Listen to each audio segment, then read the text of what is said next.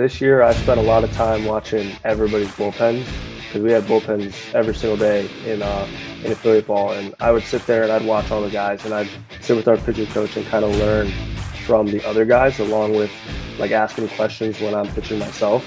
Because my big struggle this year was making the sweeper big left, right to left movement. I was struggling on making it big. So then I talked to other guys who have the pitch that I want, and I talked to them about their grips. I talked about what our pitching coach was seeing and all that. And I feel like it kind of gave me like a knowledge of what the numbers actually mean.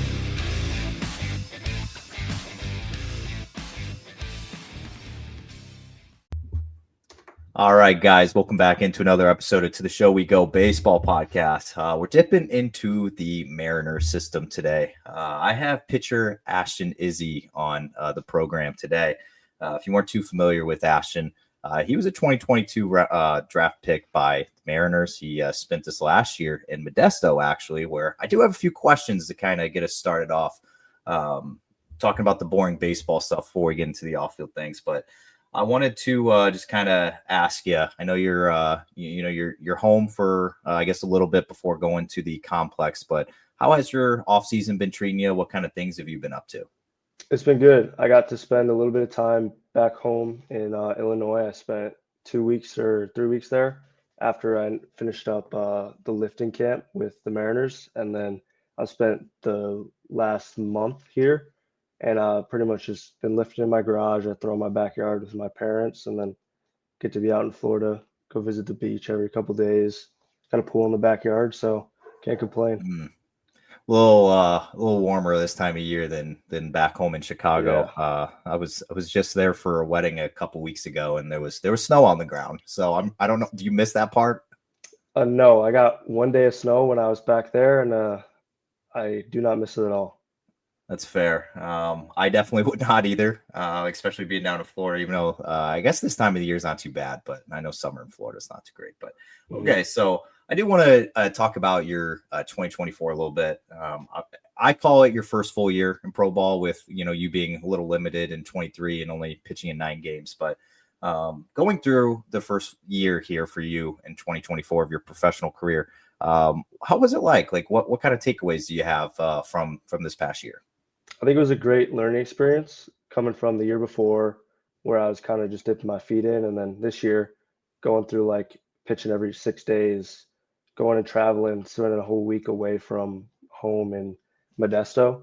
So it was definitely a big learning experience, learning like what my body can handle, what my body needs to stay up and perform at the highest level that I could. And I think that it was great to like kind of teach me and kind of have like the older guys who've been there and couple younger guys who are in the same kind of boat as me to like teach me what they did to help them and all that stuff. And I think it was a great learning experience overall to just figure out what minor league baseball is like. How long did that take you to get adjusted to what minor league baseball is like? Like you said, you have six game weeks where it's like you got 6 straight games and then the off days on Mondays. But how long did that take you to really get in that groove? I'd say it took about like a month, maybe 2 months. Like our first away trip was Stockton, so we were pretty close to home there, about like 20, 30 minutes.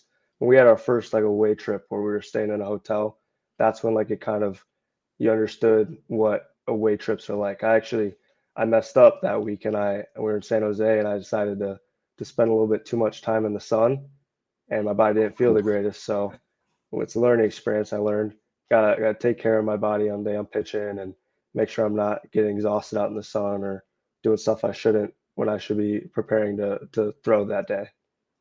Yeah, I'll say I learned that early. Us red-haired guys, the sun's not our friend sometimes. So it's a real thing, man. It's so obviously this year you had a pretty good season as far as your numbers went. And I know you had a very like limited sample size in 23, and obviously it was in the complex league, but you definitely turned things around a little bit. You had a little more success this year than what you did in the complex league. Why do you think that was? Like, do you think you learned from some of the mistakes you made like in 23 and just kind of getting ready, and then this year you kind of like put all that together and had yourself a season? I think it was a little bit to do with like overall body health, along with developing myself as a pitcher. Because last year in 23, my arm wasn't feeling the greatest. I was dealing with an injury in spring training, and then the rest of that year was kind of like, let's pitch the rest of the season healthy and go from there. And then this year in spring training, I kind of realized my arm feels great, everything feels great. So then from there on, it was take each week to get better and develop each pitch and kind of learn to pitch rather than just throw my fastball down the middle and all that. So I learned like how to attack hitters, how to locate in certain counts and all that stuff to learn how to like truly be a pitcher rather than just a thrower. It seems like as well the Mariners have a little bit of faith in you. Obviously, they signed you for an above slot bonus whenever you got drafted. And what did that kind of give? Did that give you like any kind of confidence, or just like, okay, like these guys believe in me and they know that I can go out and do this? Like, what does that do for your mental, I guess, as you're pitching in the Mariner system? Yeah, so along with like them doing that, I've been invited to all the camps and all that, which shows that they have faith in me and like they have confidence. So it kind of like puts a drive in me to get my stuff done, overwork more than I think I should, and just like grind because I know that they put their faith in me.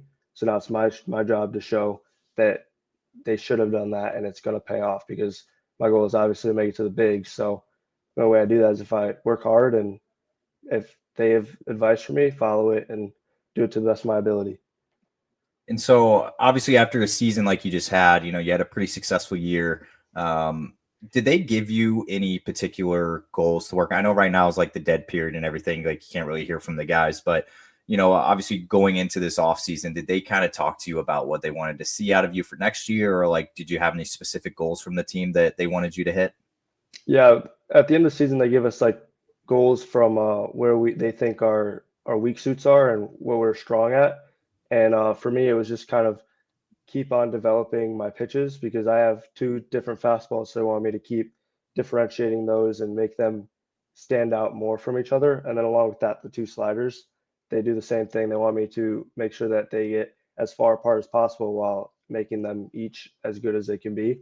And along with that, just making sure I get myself prepared for the next season because the spring training comes quick, and if you're not prepared in January, February, March, it really shows. So making sure that I'm getting my stuff done now and following those goals. And I follow their throwing plan and their lifting plan as well. So I'm going to make sure that I do all that and follow what they recommend for me to do so I can be the best pitcher next year.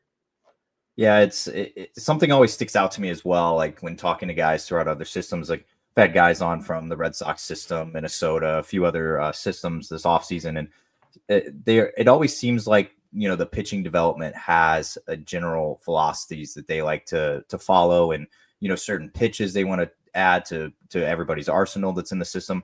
Did Seattle come to you after you signed, and did they give you like any specific pitches they wanted you to throw or anything? Like, did they tweak the arsenal at all?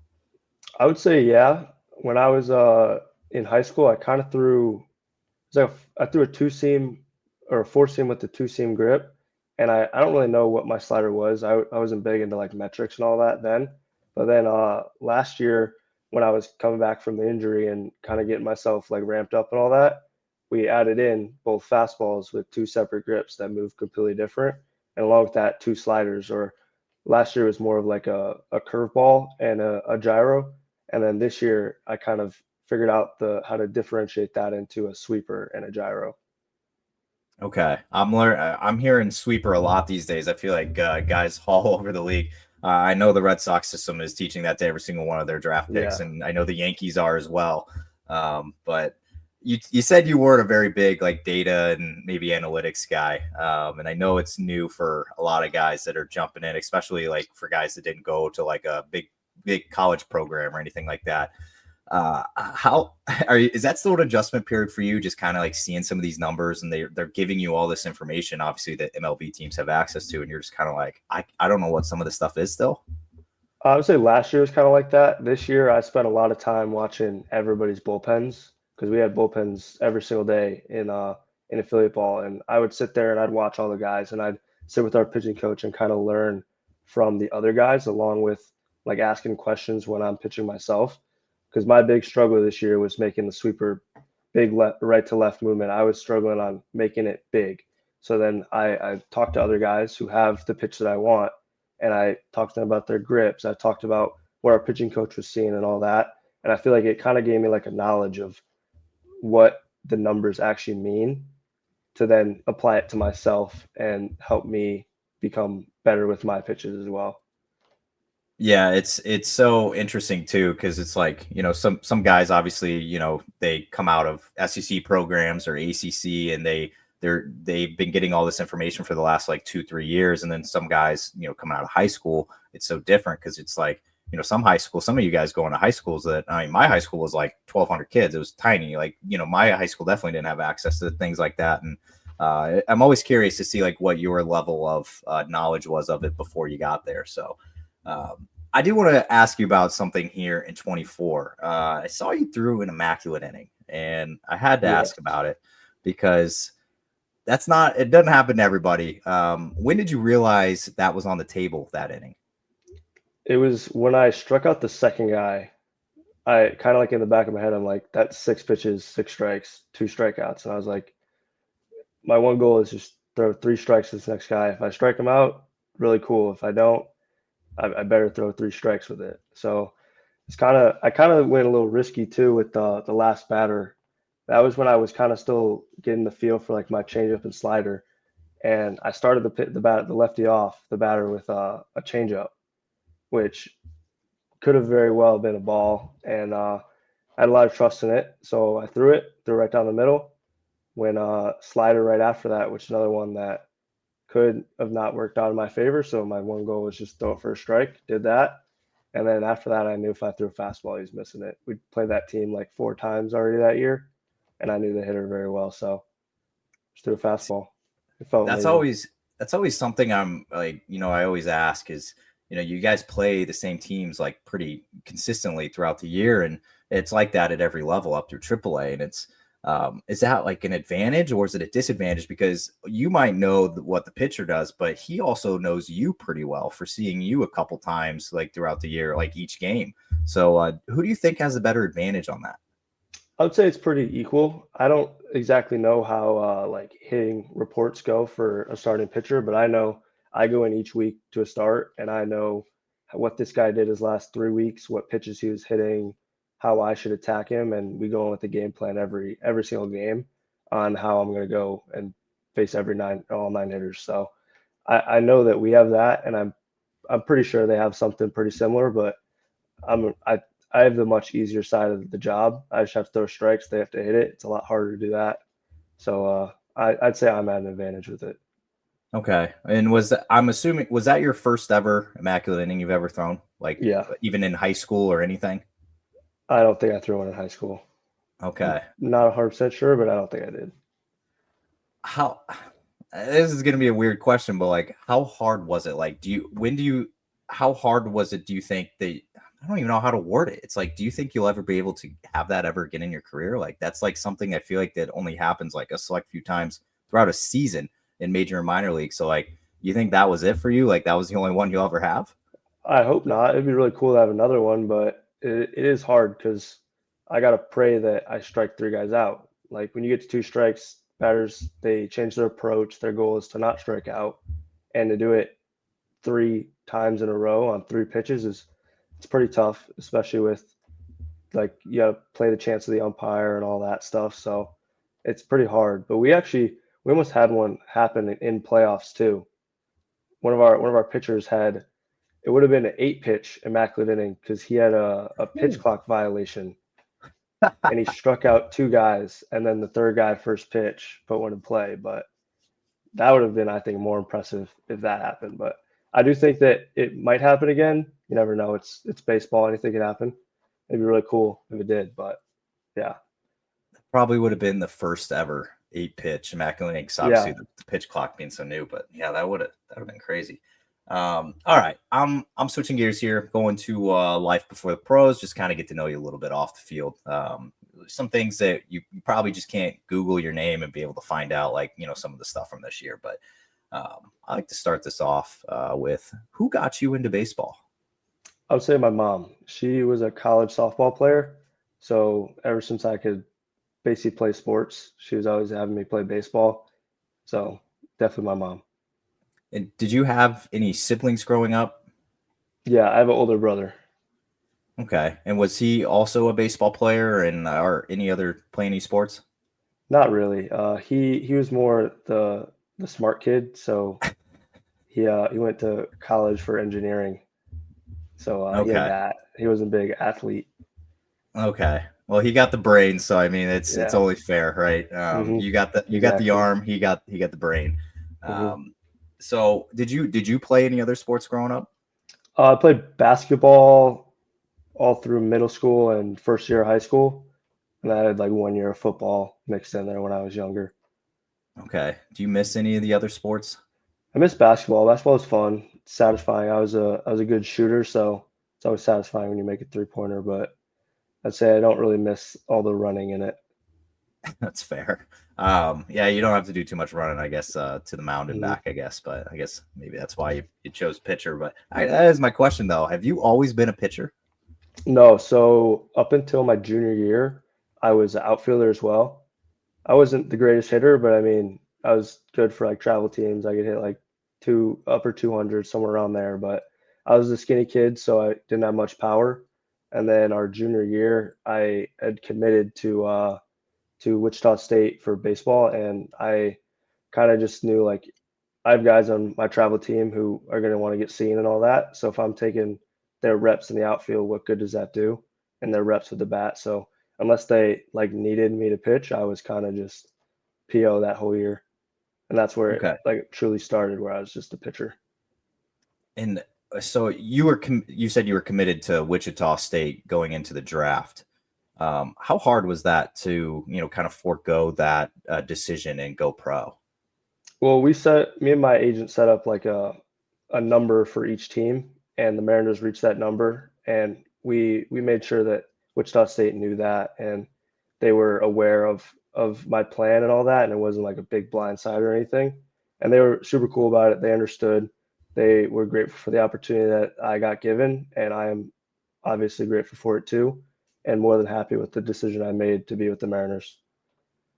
All right, so I want to show some love to the hometown there. You obviously grew up in a suburb of Chicago, and I always say this to guys that I have on here too, and there's a lot of baseball hotbeds out there. There's the Texas, there's the Georgias, the Floridas, the Californias, but Illinois kind of gets a little slept on, I think, for the baseball scene. I know there's a ton of basketball guys come out of Illinois. Obviously, Chicago's huge for high school basketball, but high school baseball, though, I feel like it gets a little slept on. So what was it like playing baseball in that area, and I guess the level of competition you had to face? I'd say it was medium. There's a lot of like big name guys that are kind of scattered all over, but for where I was and who we played, there was usually one or two guys who were above average at hitting and all that or pitching. And then everybody on the team knew how to play. There's obviously like the levels of you could tell like this guy was this level or what, but it was definitely tough too. Like it wasn't like you're going in there expecting to strike everybody out or have perfect games and all that is obviously my goal, but there's guys who just put the ball in play.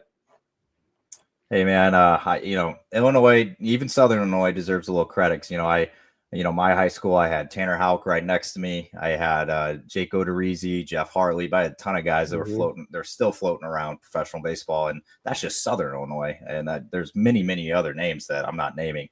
But you had a teammate that just so happens to be a top prospect in the Chicago White Sox system. Actually, I think he is number one in their system right now, and Noah Schultz.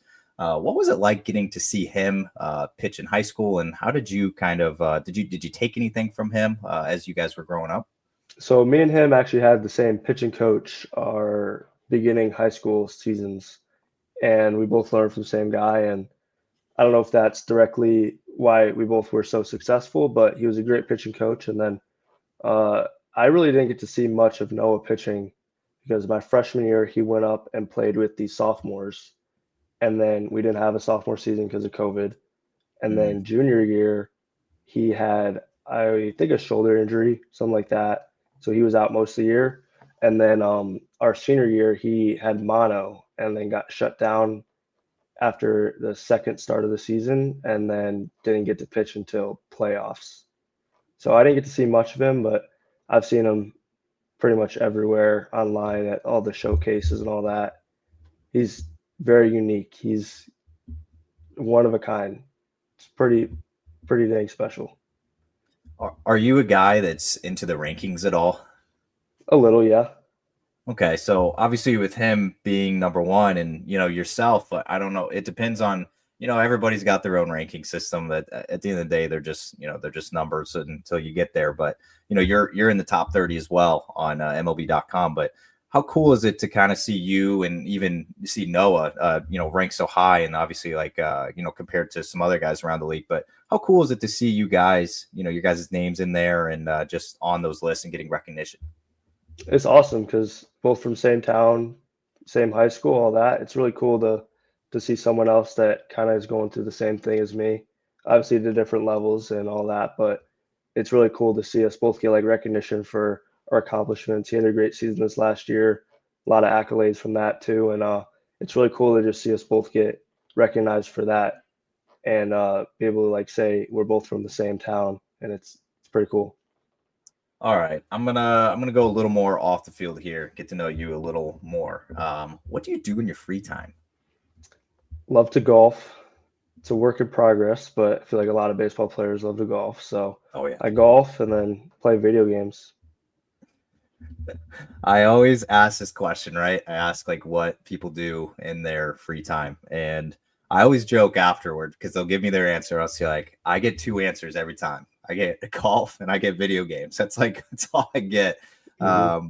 But it's a real thing, man. Every clubhouse I've ever been in, there's been a set of golf clubs. There's been whatever, but that when did you start golfing? Was it the COVID thing that hit you like it hit me, or was it before that? Yeah, I would say it was around COVID, maybe the year after. I got like a set of top flight clubs from my dad, and me and my buddies in high school would just go play a course for $30 every weekend, and then kind of just kept it on. Now in spring training last year, me and one of the other Mariners guys went golfing every single day after camp. Yeah, it's a real thing, man, especially pitchers. I heard something too about this I want to get your input on it as a pitcher.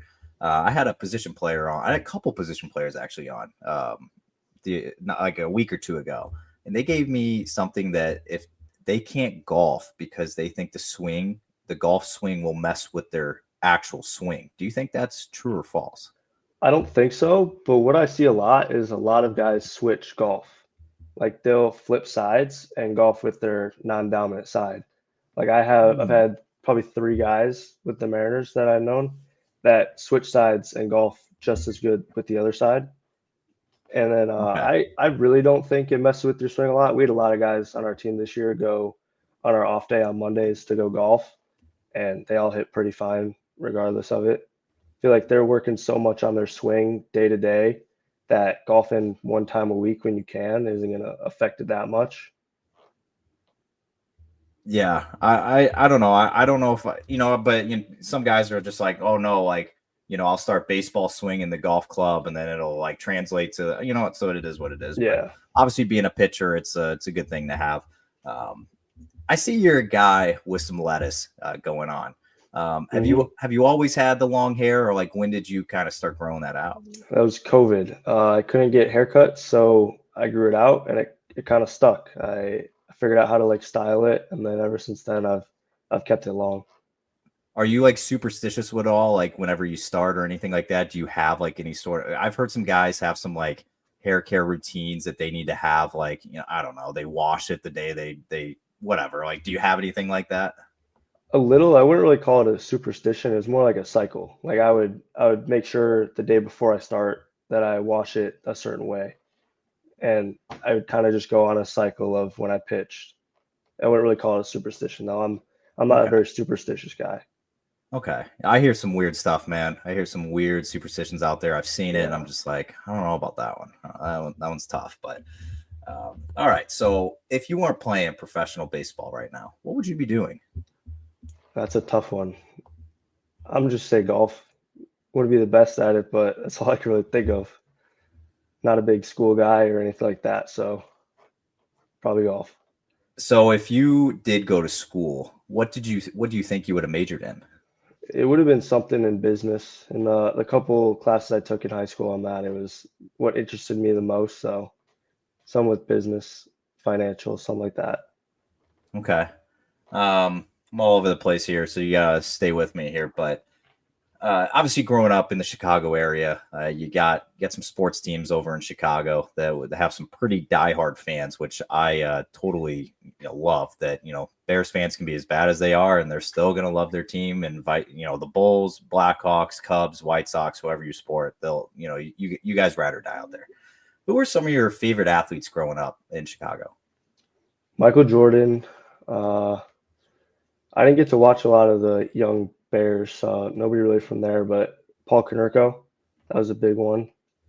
And then when I got into high school, Lucas Giolito kind of had his like breakout seasons, and that's kind of who I like looked up to when I was like in the first few years of high school and like realizing what pitching and all that is. Is it I guess is it kind of cool that now you're a professional baseball player and Lucas Giolito is still pitching in the Yeah, professionals? Like how cool is that to kind of be like, okay, like obviously you guys aren't on the same levels or anything like that, but just the fact that you are in the big league or in the professionals at the same time he is. yeah, it's really cool, and it's like even cooler to realize like I used to stand on the field and like watch bullpens, and like I remember standing behind Lucas Giolito and watching him warm up for a game, and then now there's kids doing that for me at our games and all that, and it's really cool, like a full circle moment kind of. Gosh, I was gonna you also gave me Paul Konerko. I was gonna ask you about the White Sox World Series. I just looked at your when you were born, so I don't think you probably remember when they won the World Series. I think you were Uh, two. I think I was actually in a hotel in Chicago because my parents were at one of the games. Oh, okay.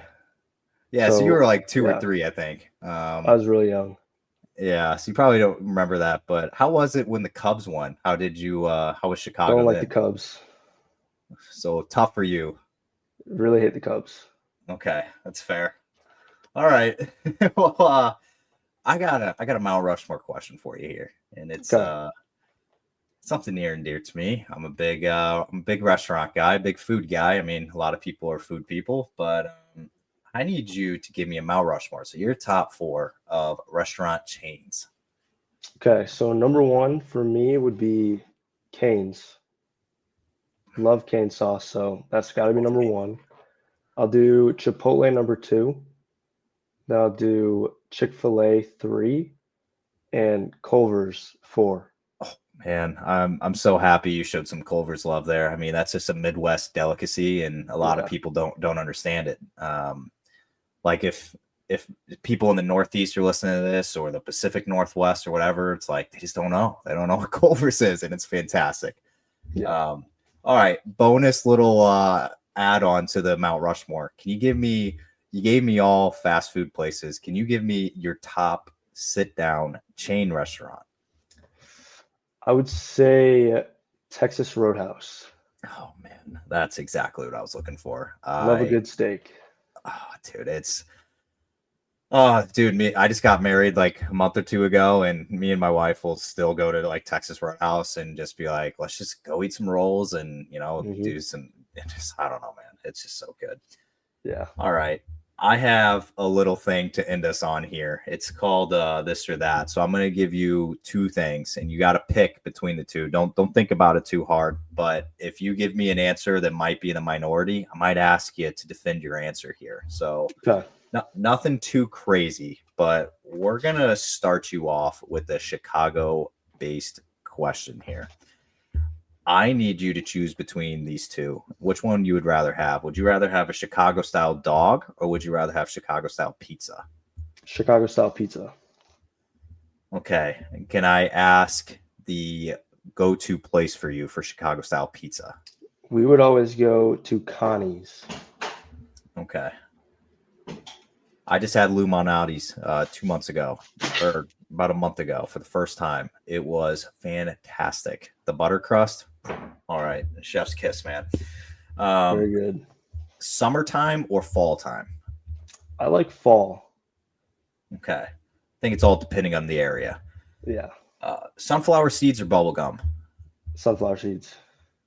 Good man. This one I've gotten some weird answers for that I wasn't expecting. So would you rather pitch in a day game or a night game? Night game.